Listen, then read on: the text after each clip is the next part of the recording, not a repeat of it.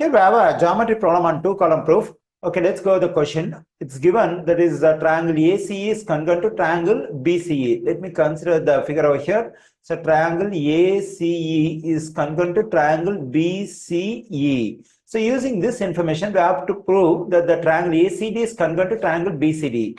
That is triangle ACD is over here. We have to prove this triangle is congruent to triangle BCD. Okay, so for that, what I'm going to do is I'm going to write a two-column proof to prove these two triangles are congruent. Okay, now let me write the required stuff. Okay, here I have taken two columns. In the first column, I'm going to take statements. In the second column, I'm going to give reasons. Okay, now let me take the given information in the statement column. That is a triangle ACE is congruent to triangle BCE. So the reason is it's given because it's given in the question itself. Okay, whenever two triangles are congruent, then the corresponding paths also must be congruent. There is a theorem that is called CP-CTC theorem. That is corresponding paths of congruent triangles must be congruent. Okay, now let me consider the side which is covered by the first two letters over here, that is AC. So what is the corresponding side in the second triangle BCE? So for that we have to consider the letters of the same position, that is B and C. So let me take the side AC from the first triangle and take the corresponding side in the second triangle, that is BC. So these two sides must be congruent.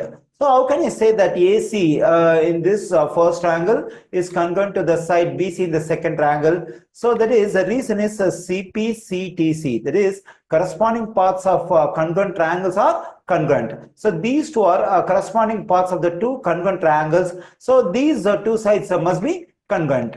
Okay, now let me consider the angle we have at the vertex C of this triangle AC. That is ACE, this angle I consider. What is the corresponding angle in the second triangle? So for that we have to consider the letter of the same position, that is middle, because when I take angle measure in the first angle, I just consider the letter we have in the middle. So to get the corresponding angle in the second triangle, we have to consider the letters in the middle portion. That is also C. So the angle measure given over here is BCE. So the angle measure over here in the first angle is congruent to the angle over here in the second triangle. So now how can we write this angle over here? We can write this angle as ACE. Instead of ACE, I'm going to write this angle as ACD. Why I stop at D? Because my aim is to prove the triangle ACD is congruent to triangle BCD. So I stop at D. So whether I mention AC, angle ACE or angle ACD, both of them represent the same angle measure.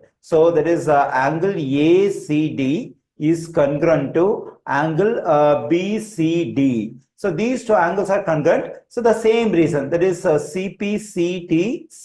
So there is a corresponding paths of congruent triangles are congruent. Okay, now let me consider the other side, the third side, CD over here. Actually, CD is a common side for this triangle ACD and also for the triangle BCD. And also CD is congruent to CD itself. Let me write it over here.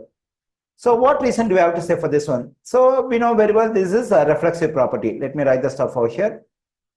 Reflexive property. Actually, reflexive property says a side is congruent to itself and also an angle measure is congruent to itself. So whenever I'm saying a side or the side of a triangle is congruent to itself, so I have to say it's reflexive property. Okay, now let's consider, let me do some markings over here on the triangle. So already we know that AC and BC are congruent, and the angle measure over here are congruent. And so the side CD is a common side for both the triangles, triangle ACD and triangle BCD. Okay, now let's consider the two sides AC and CD of the triangle we have over here. And this is an included angle because this angle is included by these two sides. And also let me consider the two sides, the side over here, and the angle measure over here. So this is an included angle because this angle is included by these two sides. So the two sides and an included angle of one triangle are congruent to two sides and included angle of another triangle. Then the two triangles are said to be congruent. So by side triangle congruence postulate. Okay, now let me write the what is for both the triangles in order. Okay, let me take the vertex from the first triangle. Let me write the triangle symbol. Okay, to get the first letter, so let's consider the two sides which are congruent. That is AC, BC. Let me consider the first letter over here. The second triangle also, we have to consider the first letter over here, B. Then we have C over here, C over here. So let me write C over here, C over here. And the third vertex is clearly that is D, ACD. And here for the second triangle also the third vertex is D. So these two triangles are congruent by side, angle, side, triangle congruence postulate. So I have proved the two triangles ACD and BCD are congruent using the side, angle, side, triangle congruence postulate.